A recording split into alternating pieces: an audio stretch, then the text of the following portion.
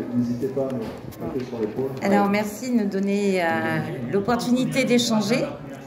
Et moi, je suis donc écrivain depuis 2006.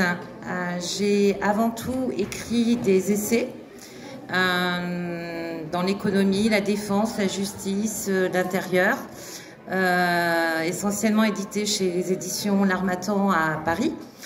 Et le temps d'un roman, donc petite maison d'édition qui vient d'être créée à Boucau il y a 1 an, Arnaud me connaît et me dit « écoute, je sais que tu es écrivain, est-ce qu'un roman ça te tente ?» Moi, le roman, c'était pas trop mon truc. Je dis « écoute, j'avais essayé d'écrire quelque chose sur ma vie qui est peu ordinaire. » Et il me dit « vas-y, lance-toi. » Donc je me suis lancée. Et le titre, donc, c'est Le peuplier toujours debout. Voilà. C'est une partie de ma vie où j'ai vécu un traumatisme important, un coming out de mon ex-mari maintenant. Mais pas un coming out normal. Ça, je vous laisserai voir quel coming out. Et ça a mis toute ma vie en l'air, celle de mon fils aussi. Et je me suis retrouvée sans logement, à devoir tout recommencer à zéro. Donc, allô papa, maman. Et je suis revenue donc m'installer au Pays Basque, d'où je suis. Et j'ai dû relever d'énormes défis, reconstruire un enfant avec des institutions ici, comme la sauvegarde de l'enfance qui m'a pris pour une folle quand j'ai expliqué la raison pour laquelle on avait ce traumatisme. Je ne voulais pas me croire. Et comme si ça ne suffisait pas, la vie m'a fait me confronter à 3 maladies. Et aujourd'hui, j'ai 2 handicaps, même s'ils ne se voient pas. Et je suis une battante. C'est pour ça que le peuplier il est toujours debout. Ce peuplier, en plus, il a une histoire familiale qu'on retrouve dans le livre. Et franchement, je suis fière d'être là où je suis aujourd'hui. Je suis aussi magnifique que le peuplier familial. Et c'est en fait une histoire de résilience où je donne des outils aussi aux lecteurs. Comment je m'en suis sortie. Comment j'ai fait aussi pour tenir le coup. Qu'est-ce qui m'a motivée. Qu'est-ce qui m'a poussée. J'ai appris à me connaître. Donc je me connais bien aujourd'hui.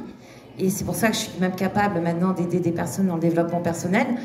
Mon métier, en plus, je l'adore. Je suis conseillère en insertion professionnelle, donc j'adore mon boulot.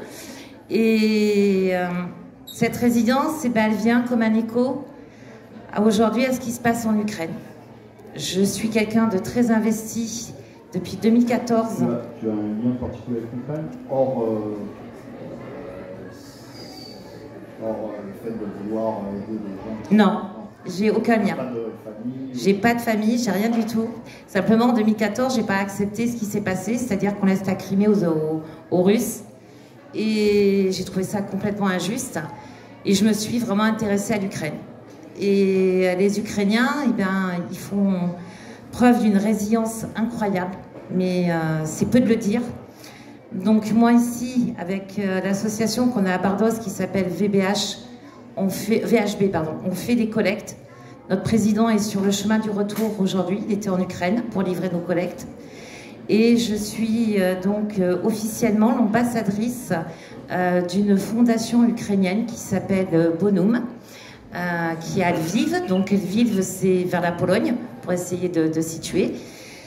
Et je suis donc leur ambassadrice. Je parle avec des humanitaires.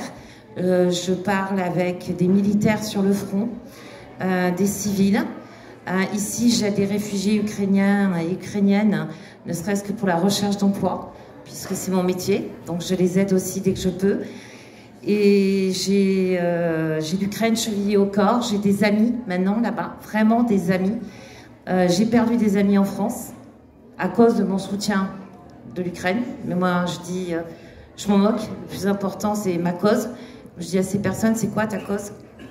Et en Ukraine, aujourd'hui, on vit un véritable génocide dont on ne parle pas à la télé. Il faut savoir qu'il y a 22 000 enfants qui ont été déportés en Russie par les Russes il y a plus de 150 000 Ukrainiens civils qui ont été déportés en Russie.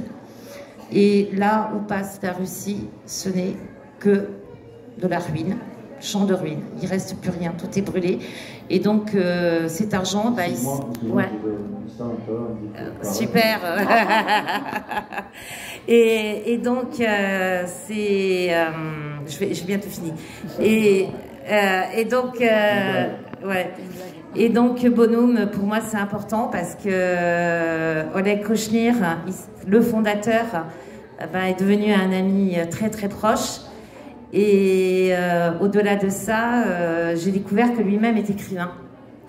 Et homme public en Ukraine. Donc voilà, le hasard. Hein. Et c'est pas le hasard qu'on soit sur la même table, puisque nous sommes sur des douleurs. Dites que c'est une super organisation. Voilà, c'est génial. Mais c'est ce que je dis. Mais c'est ce que je dis. C'est pas un hasard, tout à fait. Et puis j'aime profondément les Ukrainiens. J'apprends l'ukrainien, donc je commence à dire quelques phrases. Et l'autre chose aussi, c'est que j'ai découvert une culture qui ressemble beaucoup à la culture basque, sur une famille matriarcale. Et donc, vous vous doutez bien que le prochain livre qui est en cours de route... J'ai eu peur en instant que tu allais me dire oui, parce que au Pays Basque aussi, on se fait envahir par le Non, mais voilà, je pense que vous avez compris que mon prochain livre est sur l'Ukraine et j'y tiens énormément.